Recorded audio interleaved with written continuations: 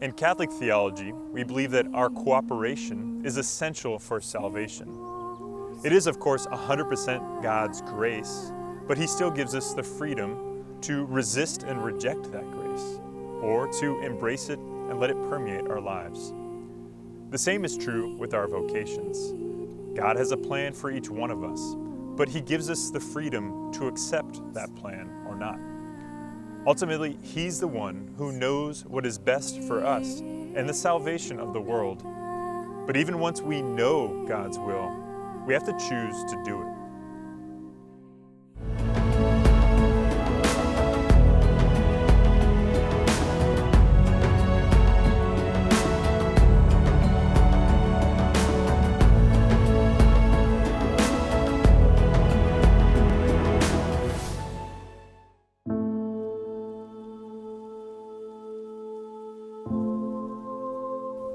I previously mentioned my mission trip with the Salesians to Panama, but during the training beforehand in New Jersey came perhaps the most important vocational moment of my life.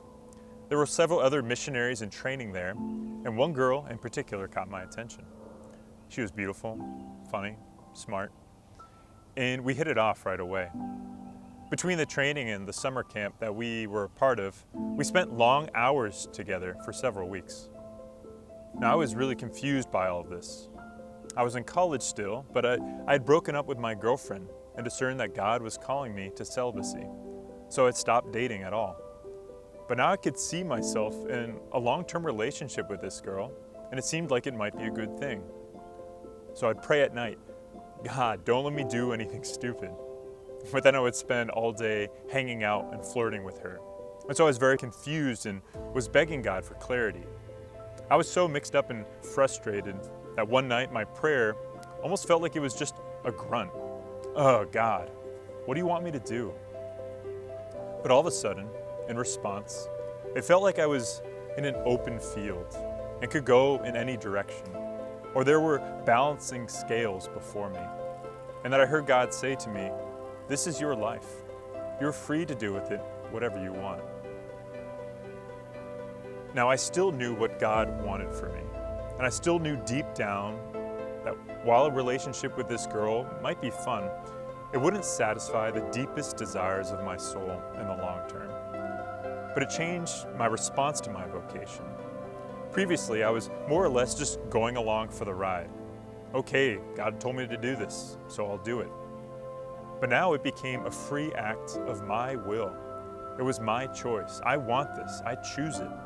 Which meant it became an act of love. You can't have a true free act of love without engaging the free will in choosing. So this trial strengthened me because it became both God's will and now my own will too. It certainly took time to get over the emotional attachment to this girl. And since then, I've carelessly formed other attachments and faced other trials. But with careful prayer and discernment, each time God has called me back, and I've grown in a deeper understanding of myself and my sense of vocation as well.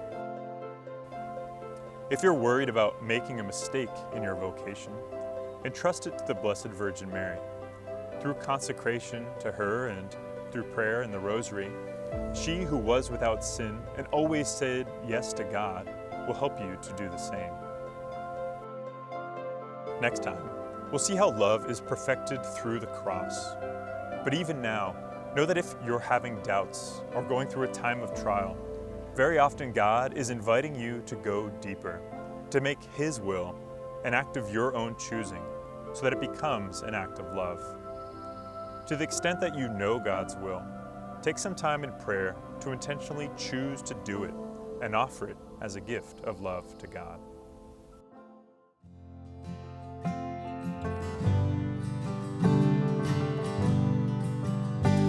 I praise you, God, for I am wonderfully made.